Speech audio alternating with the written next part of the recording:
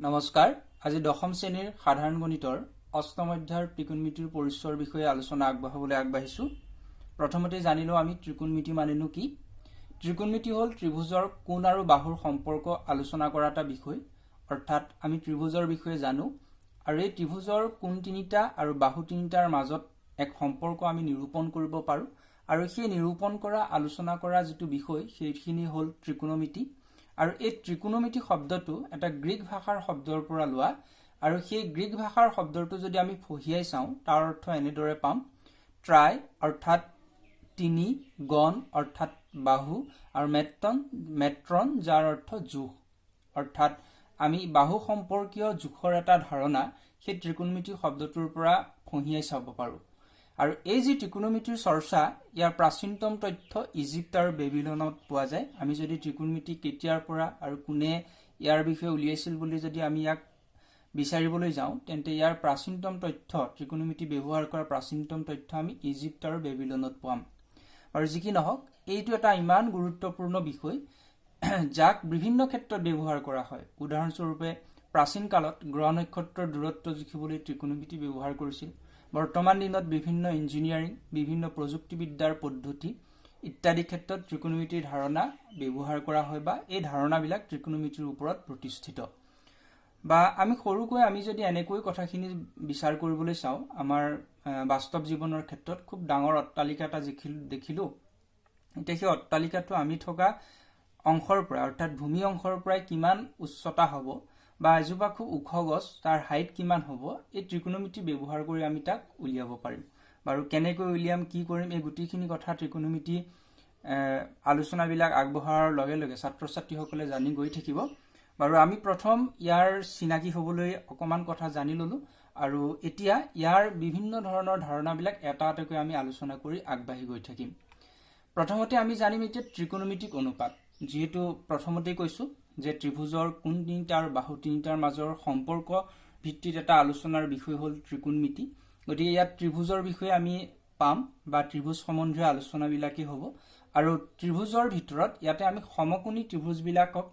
এই ত্ৰিকোণমিতিৰ অনুপাতবিলাক উলিয়াবলৈ ব্যৱহাৰ কৰিম। মানে মূলত আমি ক'ব পাৰো সমকোণী ত্ৰিভুজলৈ ৰূপান্তৰ কৰি বা সমকোণী ত্ৰিভুজৰ ক্ষেত্ৰত এই ত্ৰিকোণমিতিক অনুপাতৰ কথা আমি ইয়াত দেখুৱাব পাৰিম। এতিয়া মূল কথা হ'ল যে কিয় আমি সমকোণী ত্ৰিভুজক ল'ম। ইয়াৰ অৰ্থটো আমি উত্তৰটো আমি এনেকৈ দিব পাৰিম যে প্ৰায় সকলোবিলাক ত্ৰিভুজক আমি এটা সমকোণী ত্ৰিভুজত ভাগ কৰি ল'ব পাৰো।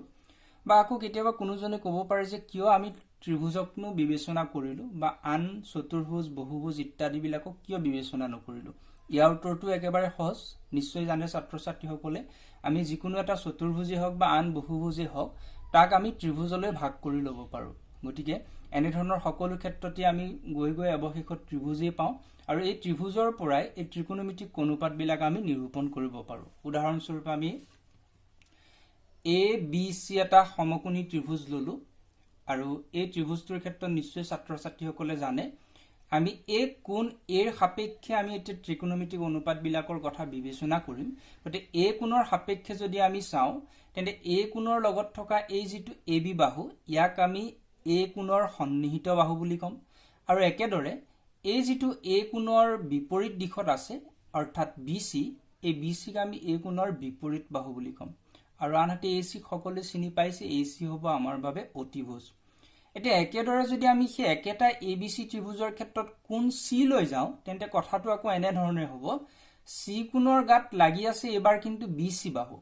আগতে এই কোণৰ গাত লাগি আছিল AB বাহু, গতিকে সেই AB বাহুক এই কোণৰ সন্নিহিত বাহু বুলি কৈছিলো। কিন্তু এতিয়া C কোণৰ গাত লাগি থকা যিটো BC, এই BC বাহুকে আমি C কোণৰ সন্নিহিত বাহু বুলি ক'ম আৰু C কোণৰ অপজিটত থকা যিটো AB বাহু এবাৰ ইয়াক আমি C কোণৰ বিপৰীত বাহু বুলি ক'ম আৰু একেদৰে পূৰ্বৰ দৰে ACক আমি অতিভুজ বুলি ক'ম। গতিকে যিটো কোণৰ বিষয়ে আমি ধৰি ল'ম বা যিটো কোণৰ কথা আমি ইয়াত উলিয়াবলৈ যাম সেই কোণটোৰ পৰাই আমাৰ ধাৰণাবিলাক স্পষ্ট হ'ব। গতিকে কোণটোৰ গাতে লাগি থকা বাহুটো সন্নিহিত বাহু হ'ব, তাৰ অপজিট ফালে থকাটো বিপৰীত বাহু হ'ব আৰু তাৰ লগতে যিটো আমি কল্পনা কৰিম অৰ্থাৎ সমকোণৰ যিটো বিপৰীত বাহু হ'ব সেইটো হ'ব আমাৰ অতিভুজ। এতিয়া এই গোটেইখিনি কথাক ইমান দীঘলীয়া নকৰি অকমান চমু অৰ্থলৈ লৈ যাব বিচাৰিছো। পূৰ্বৰ দৰে একেটাই ABC ত্ৰিভুজ, এই যেটো আমি সন্নিহিত বাহু বুলি কৈছো অৰ্থাৎ ভূমিৰ সমান্তৰাল কৈ আছে সেই কাৰণে আমি ইয়াক বুজি লওঁ ই ভূমি অৰ্থাৎ বেছ চমুকৈ আমি বি বুলি ল'ব পাৰো ঠিক তেনেকৈ যেটো বিসি বাহু এই বিসি বাহুটো আমাৰ ইয়াত লম্ব আকাৰত আছে গতিকে ই হ'ব লম্ব যাক পাৰপেন্ডিকুলাৰ পি হিচাপে ললো আমি ইয়াক আৰু যেটো এসি অতিভুজ বুলি যাক কৈ আছো হাইপোটেনাস যাক আমি চমুকৈ এইচ বুলি ললো অৰ্থাৎ এ বি অংশক আমি বি নামেৰে চিহ্নিত কৰিলো বেছ ভূমি বিসি পি ভাবেৰে আমি চিহ্নিত কৰি লৈছো আৰু এসি ক আমি এইচ ভাবেৰে চিহ্নিত কৰি লৈছো এনেকে চমু কৰি ললে ছাত্ৰ ছাত্ৰীসকলে বুজিবলৈ আৰু মনত ৰাখিবলৈ ভাল পাব বুলিহে মই এনে ধৰণৰ ব্যৱস্থা কৰিছো কিন্তু ছাত্ৰ ছাত্ৰীসকলে এনেকৈ বুজিব এটো সন্নিহিত বাহু এ কোণৰ কাৰণে সি কোণৰ কাৰণে এটো সন্নিহিত বাহু আৰু আনহাতে এ কোণৰ কাৰণে এটো বিপৰীত বাহু সি কোণৰ কাৰণে এটো বিপৰীত বাহু আৰু আনহাতে এই দুডাল দুইটা ত্ৰিভুজৰ কাৰণে এ কোণৰ কাৰণে এডাল অতিভুজ সি কোণৰ কাৰণে এডাল অতিভুজ যাক আমি সংক্ষেপে বেছ পাৰপেন্ডিকুলাৰ পি বা এইচ অংশ হিচাপে চিহ্নিত কৰি লৈছো বাৰু ইয়াৰ পিছৰ স্লাইডখনত আৰু কেইটামান কথা দেখুৱাব বিচাৰিছো যে মূল কথা হলে যে ত্ৰিকোণমিতিক অনুপাত এইবিলাক আমি কিছুমান চিহ্ন বা কিছুমান ৰাশিৰ দ্বাৰা আমি হতক চিহ্নিত কৰিম ইয়াত ব্যৱহাৰ কৰা কেইটামানৰ কথা বিষয়ে ক'বলৈ গৈছো সাইন কোসাইন বা চমুকে আমি ইয়াক কস বুলি কম টেনজেন্ট বা চমুকে ইয়াক টেন বুলি কম কোসেকেন্ড ইয়াক বা আমি চমুকে কসেক বুলি কম সেকেন্ড ইয়াক চমুকে আমি সেক বুলি কম আৰু কোটেনজেন্ট ইয়াক চমুকে আমি কট বুলি কম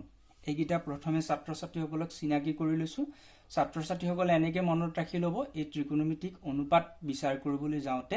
আমি কেইটামান দৰকাৰী মানে আটাইতকৈ দৰকাৰী সাইন কস টেন কসেক সেক আৰু কটৰ লগত প্ৰথম ছাত্ৰ ছাত্ৰীসকলক এটা চমু চিনাকি কৰি লৈছো তে এইখিনি বস্তু কেনেকৈ ব্যৱহাৰ হ'ব চাব আমি সাইন কস টেন কসেক সেক কট বুলি যে লিখিলো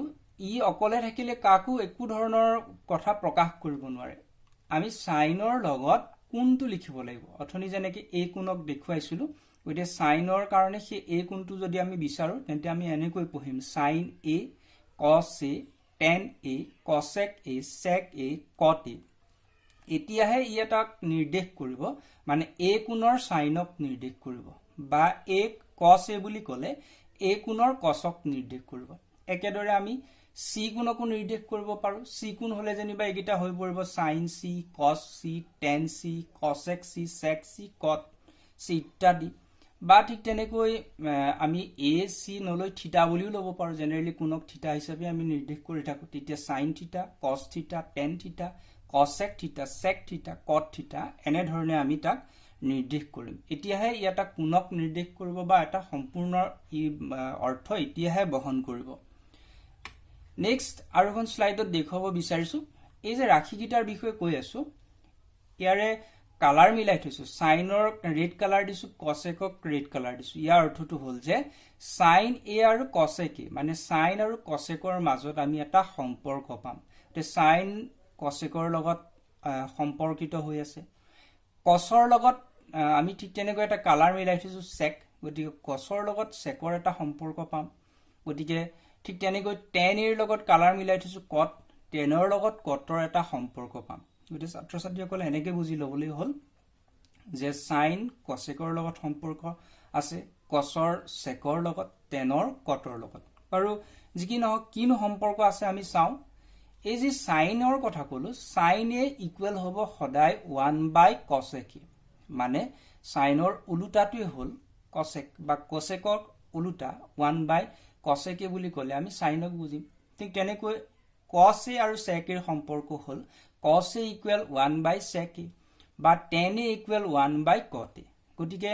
1 2 3 4 5 6 ছটাৰ বিষয়ে কৈ আছিলো তেন্তে যেহেতু ইটো হিতুৰ লগত সম্পৰ্ক আছে তেন্তে আমি এইগিটা কমাই পেলাই তিনটা কৰি পেলালো গতিকে আমাৰ প্ৰয়োজনীয় বস্তু হ'ব তিনটা sin cos tan এইগিটাও দৰকাৰ প্ৰয়োজনীয় এই কাৰণে কৈছো যে সাইনৰ পৰা কসেকক উলিয়াব পাৰি কসৰ পৰা সেকক বা টেনৰ পৰা কটক উলিয়াই ল'ব পাৰি সেই কাৰণে আমি মূল বস্তুৰ ওপৰত আমি গুৰুত্ব ৰাখিম sin cos আৰু tan যেহেতু ত্ৰিকোণমিতিক অনুপাতৰ কথা কৈছো এতিয়া আমি মূল সেই অনুপাত কোণ আৰু বাহুৰ সম্পৰ্কৰ কথা কৈছিলো প্ৰথমতে আৰু সেয়াই ত্ৰিকোণমিতি বুলি জনাইছিলো তেন্তে অলপ আগতে দেখুৱা ত্ৰিভুজটো ছাত্ৰ ছাত্ৰীসকলক দেখুৱাইছো এ বি চি অলপ আগত দেখুৱাইছিলোঁ এই ত্ৰিভুজটো এ কোণৰ সাপেক্ষে যদি আমি ধৰো তেন্তে এ বি আমাৰ কাৰণে হ'ব বেছ অৰ্থাৎ ইয়াক চমুকে বি বুলি লৈছো বা সন্নিহিত বাহু ঠিক তেনেকৈ এ কোণৰ অপজিটত আছে বি চি গতিকে বি চি ডাল আমাৰ বাবে হ'ব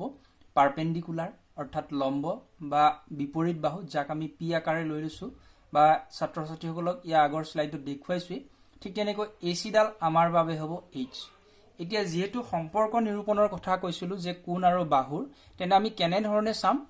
আমি এ কোণৰ যদি সাইন লওঁ অৰ্থাৎ যাক সাইন এ বুলি কম তেন্তে সাইন এৰ মান হ'ব p/h p মানে হল bc এই bc ডালৰ দৈৰ্ঘ্য যিমান হ'ব সেইটালে হ'ব পাৰপেণ্ডিকুলাৰ p ৰ মান আৰু a b ডাল হ'ব আমাৰ কাৰণে b আমাক ac ডাল লাগিব ac ডাল হ'ব আমাৰ কাৰণে h অৰ্থাৎ সাইন এৰ মান আমি এই bc আৰু ac ৰ যিটো অনুপাত হ'ব তাৰ পৰাই সেই সাইন এৰ মান আমি নিৰ্ধাৰণ কৰিব পাৰিম বা এই সাইন এৰ মান কিমান হ'ব বুলি খুদিলে এই বাহু দুটাৰ অনুপাত যিটো হ'ব সেই অনুপাতেই ইয়াৰ মান বুলি ক'ব পাৰো বা ইমান দীঘলীয়া নকৰি bc বা ac বুলি নকৰি এ কোণৰ সাপেক্ষে আমি গুটেকিটাক চিনি পাওঁই b p আৰু h কোণটো হ'ব জানোই সেই কাৰণে আমি এনেকৈ ক'ব পাৰো যে sin a = p/h একেদৰে এ কোণৰ লগত যদি আমি কছৰ কথা আনো যাক cos a বুলি কম তেনে cos a = হ'ব b/h বা ঠিক তেনেকৈ tan a = হ'ব p/b এতিয়া এই তিনিটা মনত ৰাখি লোৱাৰ লগে লগে cosec sec আৰু cot এই তিনিটাও ওলাই আহিব যেহেতু cosecৰ কথা জানেই cosec sinৰ লগত সম্পৰ্কিত sin a = 1/cosec a বুলি কৈছিল গতিকে cosec a = আমি লিখিব পাৰো 1/sin a গতিকে sin a = যদি p/h হৈছিল তেন্তে cosec এর সমান হ'ব এটো লুটি খাই যাব অৰ্থাৎ h/p sec a = 1/cos a গতিকে cos a সমান b/h আছিল গতিকে sec a সমান এটো যদি লুটি খাই যায় h/b হ'ব ঠিক তেনেকৈ tan a সমান p/b গতিকে আমি tan a ঠাইৰ পৰা cot a উলিয়ালো cot a সমান 1/tan a গতিকে এটো যদি লুটি খাই যায় তেন্তে হৈ পৰিব p/b এতে এই sin a cos a tan a মানে sin cos আৰু tan ৰ বাহুকেইটাৰ অনুপাত জানি লোৱাৰ লগে লগে অটোমেটিক cosec sec আৰু cot a ওলাই আহিব যেহেতু আমি গম পালো যে এই তিনিটাৰ লগত ইহত তিনিটা পৰস্পৰে সম্পৰ্কিত হৈ আছে বা সম্পৰ্ক আছে আৰু কিনো সম্পৰ্ক অলৰেডি ছাত্ৰ ছাত্ৰীসকলৰ মনত ৰৈছে চাগৈ এতে sin a = যে p/h cos a = যে b/h এটো এটা শৰ্টকাট জানিবৰ কাৰণে p/h b/h সেই কাৰণে কৈ আছো বা tan a = p/a ইয়াক মনত ৰাখিবৰ কাৰণে এটা সৰু বুদ্ধি বা এটা সৰু কবিতা আকাৰে মনত ৰাখিবৰ কাৰণে ছাত্ৰ ছাত্ৰীসকলক মই জনাব বিচাৰিছো তে কেনেকৈ মনত ৰাখিম ছাত্ৰ ছাত্ৰীসকলে এই কবিতাটো বা এই লাইনটো মনত ৰাখি ললে হল এনেদৰে যে some people have curling brown hair turns permanently black এতিয়া অকমান শুনি হ'বৰ কাৰণে মাজত এই হুইচ শব্দটো লগাই থৈছো হুইচটো প্ৰয়োজন নাই আমাক এটো নিৰূপণ কৰিবৰ কাৰণে গতিকে অকমান শুনি হ'বৰ কাৰণে এনেকৈ পঢ়ি ললে হল দুই তিনিবাৰ পঢ়ি ললে ছাত্ৰ ছাত্ৰীসকলৰ মনত ৰব যে some people have curling brown hair which turns permanently black মনত ৰাখি ল'ব লাগে যে হুইচটো আমাক দৰকাৰ নহয় এতিয়া আমি কোৱা এই শব্দবিলাকৰ প্ৰথম লেটাৰ বিলাক চাওঁ সামৰ পৰা আহি গল s পিপুলৰ পৰা আহি গল p h ৰ পৰা আহি গল হেভৰ পৰা আহি গল h গতে প্ৰথম লাইনটোত পালো h p আৰু h মানে s ক আমি ক'ব পাৰো sin গতে s ৰ পৰা হৈ গল sin a গতে sin a সমান হ'ব p ইয়াত মাজতে অবলিক চিন এডাল ভাবি ললে p/h গতে sin সমান হ'ব p/h মানে p মানে আমি লগে লগে কোনটো বাহু হয় হেতু বাহুৰ জোখ লৈ ললো আৰু h মানে যিটো বাহু হ'ব সেই জোখটো লৈ লোৱাৰ লগে লগে সাইনৰ মান ওলাই আহিব ঠিক তেনেকৈ কাৰ্লিং ব্ৰাউন হেয়াৰ জোৰ পৰা আমি c ৰ পৰা আমি কম cos b ৰ পৰা কম b আৰু হেয়াৰৰ পৰা আহি গল আমাৰ h অৰ্থাৎ cos a সমান b/h মনত ৰাখিবলৈ ভাল হল বা হুইচটো আমাক নালাগে টাৰ্নস পাৰ্মানেন্টলি ব্ল্যাক অৰ্থাৎ t ৰ পৰা আহি গল tan a p ৰ পৰা আহি গল p আৰু পাৰ্মানেন্টলি পৰা আহি গল p বা ব্ল্যাকৰ পৰা আহি গল b অৰ্থটোটো নিশ্চয় বুজি পাইছেই চাগে যে some people have কিছুমান মানুহৰ আছিল কাৰ্লিং ব্ৰাউন হেয়াৰ অৰ্থাৎ ব্ৰাউন ৰঙৰ কিছুমান কাৰ্লিং অৰ্থাৎ একুৱা পকুৱা চুলি আছিল যিবিলাক কলা ৰঙলৈ পৰিৱৰ্তন হল এটো এটা উদাহৰণ যিটোৰ দ্বাৰা ছাত্ৰ ছাত্ৰীসকলে খুব ধুনিয়াকৈ sin cos আৰু tan ৰ মান কি হ'ব পাৰে হেতু নিৰূপণ কৰিব পাৰিব বুলি ভাবিছো তাত এখিনি মনত ৰাৰ লগে লগে আৰু ভাবি থাকিব নালাগে যে some people have মানে sin = p/h curling brown hair অৰ্থাৎ cos অৰ ঠাইত আহিব b/h বা টাৰ্ণছ পাৰ্মানেণ্টলি ব্লেক অৰ্থাৎ টেনৰ লগত আহিব p/b কিন্তু এই গোটেইখিনি কথা জনাৰ লগতে এইটো মনত ৰাখিব লাগিব যে কোনটো কোণৰ সাপেক্ষে b কোণটো হ'ব p কোণটো হ'ব h কোণটো হ'ব a কোণ লোৱাৰ কাৰণে আমাৰ ab ডাল b হৈছে বা ঠিক তেনেকৈ bc ডাল p হৈছে বা ac ডাল h হৈছে কিন্তু আমি যদি c কোণক লওঁ তেন্তে কথাটো আকৌ বেলেগ ধৰণৰ হ'ব c কোণৰ সাপেক্ষে ললে কিন্তু এবাৰ bc ডাল b হ'ব আৰু ab ডাল p হ'ব তেতিয়া ঠিক তেনেকৈ sin cos আৰু tanৰ মানবিলাকো বেলেগ বেলেগ হ'ব নিশ্চয় ছাত্ৰ ছাত্ৰীসকলে বুজি পাব চাগে কথাখিনি ধৰিব পাৰিছে মই sin এৰ লগত সংযুক্ত কৰি কৈছো এটো sin c বুলি কোৱাৰ লগে লগে কিন্তু কথাটো তেতিয়া বেলেগ ধৰণে হৈ পৰিব bc ডাল আমাৰ b হৈ পৰিব ab ডাল আমাৰ তেতিয়া p হৈ পৰিব বাকি কিন্তু ac ডাল h হৈ থাকিব এটা এই যিখিনি সম্পৰ্ক কথা ছাত্ৰ ছাত্ৰীসকলক কলো খুব ধুনীয়াকৈ ছাত্ৰ ছাত্ৰীসকলে দিয়া এই বুদ্ধিটোৰ দ্বাৰা মনত ৰাখি ললে আমাৰ গণিতৰ কিতাপৰ যেটো প্ৰথম ইউনিট আছে ত্ৰিকোণমিতিৰ সেই ত্ৰিকোণমিতিৰ প্ৰথম ইউনিটৰ গোটেইখিনি প্ৰবলেম খুব অনায়াসে সলভ কৰিব পাৰিব ইয়াৰে মই কেইটামান এক্সাম্পল ছাত্ৰ ছাত্ৰীসকলক দেখুৱাই দিব বিচাৰিছো আৰু কেনেকৈ সলভ কৰে তাৰ দুটামান পদ্ধতি বা দুটামান এক্সাম্পল ছাত্ৰ ছাত্ৰীসকলক দেখুৱাব বিচাৰিছো এই এক্সাম্পল কেইটা ছাত্ৰ ছাত্ৰীসকলে বুজি লৈ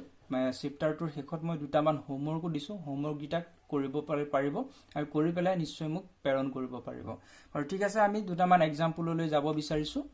আমাৰ এক্সাৰসাইজ 8.1 ৰ প্ৰথমটো অংক আছিল যে ত্ৰিভুজ ABC ত্ৰিভুজৰ বি কোণ সমকোণ মই ইংৰাজীতে প্ৰশ্নটো দেখুৱাইছো ছাত্ৰ ছাত্ৰীসকলক অসমীয়াত লিখি নাথাকিলো আগৰখিনি অসমীয়াতে দিছিলো ইংৰাজী দিছো কিন্তু ছাত্ৰ ছাত্ৰীসকলে নিশ্চয় ইংৰাজীটো পঢ়িলেও বুজি পাব ৰাইট এংগল মানে অসমীয়া মাধ্যমৰ কাৰণেও সুবিধা হ'ব বা ইংৰাজী মাধ্যমৰ ছাত্ৰ ছাত্ৰীসকলে যদি ভিডিওটো চাই সুবিধা হ'ব বুলি ভাবো গতিকে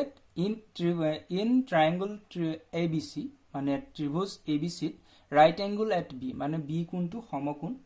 আৰু লগতে আমাক দি দিছে AB ৰ মান 24 সেন্টিমিটাৰ BC ইকুৱেল 7 সেন্টিমিটাৰ তেনে ডিটাৰমাইন মানে নিৰ্ণয় কৰিব দিছে নাম্বাৰ 1 দিছে sin A আৰু cos A কিমান হ'ব আৰু নাম্বাৰ 2 দিছে sin C আৰু cos C কিমান হ'ব তেন্তে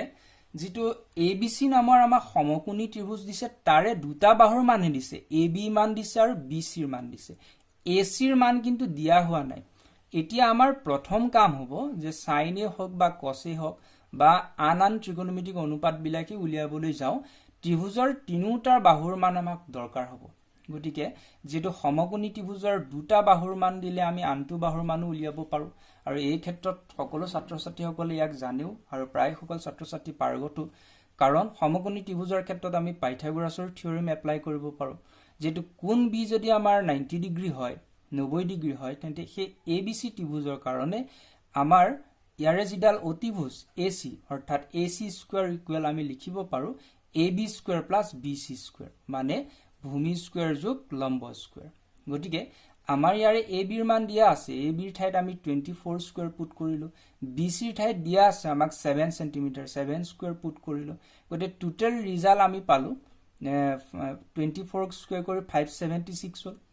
7 স্কয়াৰ কৰি 49 হল টোটাল 625 হল গতিকে AC স্কয়াৰৰ মান 625 গতিকে আমি যদি ইয়াক বৰ্গমূল লওঁ বৰ্গমূল ললে AC স্কয়াৰ বৰ্গমূল AC হল আৰু 625 ৰ বৰ্গমূল ললে 25 মানে এই গুটেই ABC সমকোণী ত্ৰিভুজটোৰ তিনিটাৰ বাহুৰ মাপ আমাৰ ওলাই গল দিয়া আছিল AB ৰ মান 24 BC ৰ মান 7 আৰু পাইথাগোৰাছৰ সূত্ৰ ব্যৱহাৰ কৰি আমি AC ৰ মান পালো আৰু AC ৰ মান হৈ গল 25 এতিয়া প্ৰশ্নত কেৱল sin A cos A বা sin C cos C উলিয়াবলৈ দিছে কিন্তু আমি বাকি সকলো বিলাক ত্ৰিকোণমিতি উলিয়াব পাৰিম বাৰু প্ৰশ্নই জানিকে কৈছে সেইগিটাই প্ৰথমতে তোমালোকক উলিয়াই দেখুৱাই লওঁ প্ৰথম sin A গতি A বুলি কোৱাৰ কাৰণে আমাৰ A কোণটো লৈ আহিব লাগিব A কোণৰ কাৰণে A কোণটোৰ সাপেক্ষে AB ডাল হ'ব আমাৰ B অৰ্থাৎ বেস BC ডাল হ'ব আমাৰ P আৰু AC ডাল হ'ব আমাৰ H তেনে sin টো আমি উলিয়াম P by H কেনেকৈ মনত ৰাখিব গৈছিল some people have অৰ্থাৎ P by H গতিকে some people have P বুলি কোৱাৰ লগে লগে আমাৰ BC ডাল আহিব গতিকে BC আৰু H বুলি কোৱাৰ লগে লগে AC ডাল আহিব মানে আমি লিখিম যে sin A ইকুৱেল হ'ব BC by AC গতিকে BC ৰ মান হ'ল 7 আৰু AC ৰ মান হ'ল 25 তেন্তে sin এৰ ভ্যালু হ'ব 7/25 একেবাৰে সহজ অংক নিশ্চয় পাৰিব ছাত্ৰ ছাত্ৰীসকলে বুজিব পাৰিছে বুলি ভাবিছো এতিয়া ঠিক তেনেকৈ cos a উলিয়াবলৈ ক'লে a কোণে আছে কিন্তু উলিয়াব লাগে cos গতিকে cosৰ ক্ষেত্ৰটো আমি পাইছো যে cos a ইকুৱেল আমি লিখিম পাৰ্মানেন্টলি ব্ল্যাক অৰ্থাৎ p/b তেন্তে প্ৰথম a কোণৰ সাপেক্ষে দেখুৱাইছো ab ডাল আমাৰ কাৰণে বেস b bc ডাল হ'ব আমাৰ কাৰণে আমাৰ p পাৰপেন্ডিকুলাৰ ac ডাল হ'ব আমাৰ কাৰণে h গতিকে cosৰ কাৰণে কাৰ্লিং ব্ৰাউন হেয়াৰ গতিকে b আহিব আমাৰ ab আৰু h আহিব ac গতিকে ab/ac হ'ব ab ৰ ভ্যালু হ'ল 24 আৰু ac ৰ ভ্যালু হ'ল 25 তেন্তে cos a ইকুৱেল হ'ব 24/25 খুব ধুনিয়া প্ৰবলেম একেবাৰে সহজ আমি সম্পৰ্কগিতা বা ত্ৰিকোণমিতিক অনুপাত জানি লোৱাৰ লগে লগে অনায়াসে উলিয়াব পাৰিম এবাৰ 2 নম্বৰ প্ৰশ্নটোত কিন্তু দিলে যে sin c আৰু cos c এতিয়া ডায়াগ্ৰামটো এনে ধৰণে দি বা কেতিয়াবা ডায়াগ্ৰাম এটা দি sin c cos c উলিয়াবলৈ দিব পাৰে আৰু এনেকে ট্ৰায়াঙ্গলটো থকাৰ কাৰণে ত্ৰিভুজটো থকাৰ কাৰণে প্ৰায় ছাত্ৰ ছাত্ৰীসকলৰ চকুটো এই ভূমিৰ ফালে মানে অনুভূমিক দিশত থকা কোণটো আহে কিন্তু উলিয়াবলৈ দিছে c কোণটো গতি এনে ক্ষেত্ৰত ছাত্ৰ ছাত্ৰীসকলে সদায় মন কৰিব যে কাক উলিয়াবলৈ দিছে গতি অথনি a উলিয়াইছিল a উলিয়াওতে ঠিকই আছিল এতিয়া যদি c উলিয়াবলৈ যাও তেন্তে আমাৰ কথাটো আকৌ এবাৰ পুনৰ বিবেচনা কৰিব লাগিব তেন্তে এই c কোণৰ সাপেক্ষে কিন্তু এবাৰ bc ডাল আমাৰ b হ'ব অৰ্থাৎ ভূমি হ'ব সন্নিহিত বাহু আৰু c কোণৰ সাপেক্ষে ab ডাল আমাৰ কাৰণে এবাৰ p হ'ব পাৰপেন্ডিকুলাৰ লম্ব বা বিপৰীত বাহু আৰু ac ডাল আগৰ দৰে একে অতিভুজ থাকিব তেন্তে sin c উলিয়াবলৈ কৈছে some people have p/h গতি c কোণৰ কাৰণে p হ'ব আমাৰ ab আৰু h হ'ব আমাৰ ac গতিকে sin c ইকুৱেল হ'ব ab/ac অৰ্থাৎ ab ৰ ভ্যালু 24 আৰু ঠিক তেনেকৈ আমাৰ ac ডালৰ ভ্যালু হৈছে 25 গতি sin c ৰ মান হ'ব 24/25 আকৌ যদি cos c উলিয়াবলৈ কয় তেন্তে cosৰ কাৰণে আহিব কাৰ্লিং ব্ৰাউন হেয়াৰ গতি কাৰ্লিং ব্ৰাউন হেয়াৰ বুলি কোৱাৰ লগে লগে b/h গতিকে আমাৰ b আহিব এবাৰ bc আৰু h আগৰ দৰে ac এ থাকিব গতি bc ৰ ঠাইত আহিব 7 আৰু ac ৰ ঠাইত আমি নিশ্চয় উলিয়াই পাই থৈছো 25 গতি cos c ৰ মান হ'ব 7/25 এতিয়া sin বা cos a নহয় আমি আন বিলাক উলিয়াব পাৰো tan উলিয়াব পাৰো এইটো প্ৰশ্নতে tan উলিয়াবলৈ হলে ধৰক tan এ যদি উলিয়াবলৈ কয় p/b হ'ব বা এনে ধৰণে আন বিলাকো sec a cos a বা cot a আমি নিৰূপণ কৰিব পাৰিম ইয়াৰ পিছৰ বিলাক প্ৰবলেমত এই বাকি বিলাকো উলিয়াবলৈ ছাত্ৰ ছাত্ৰীসকলক দেখুৱাইছো গতিকে প্ৰথমটো প্ৰশ্ন নিশ্চয় ভাবিছো ছাত্ৰ ছাত্ৰীসকলে বুজি পাইছে অসুবিধা থাকিলে কমেন্ট বক্সত কমেন্ট কৰি জনাব গতিকে আজি যিখিনি কথা আলোচনা কৰিলো সেইখিনি ওপৰতে এটা উদাহৰণ ছাত্ৰ ছাত্ৰীসকলৰ মাজত আলোচনা কৰিলো আৰু পিছৰখিনি উদাহৰণ ছাত্ৰ ছাত্ৰীসকলৰ লগত আলোচনা কৰিম ভিডিওটো বেছি দীঘলীয়া হৈ যোৱাৰ কাৰণে আমি আজি এটা উদাহৰণ আৰু কথাখিনিৰ আলোচনাৰ মাধ্যমতে ভিডিওটো সামৰিব বিচাৰিছো আৰু পিছৰখিনি উদাহৰণৰ কাৰণে ছাত্ৰ ছাত্ৰীসকলক আমাৰ পিছৰটো ভিডিও চাবৰ বাবে জনাইছো ধন্যবাদ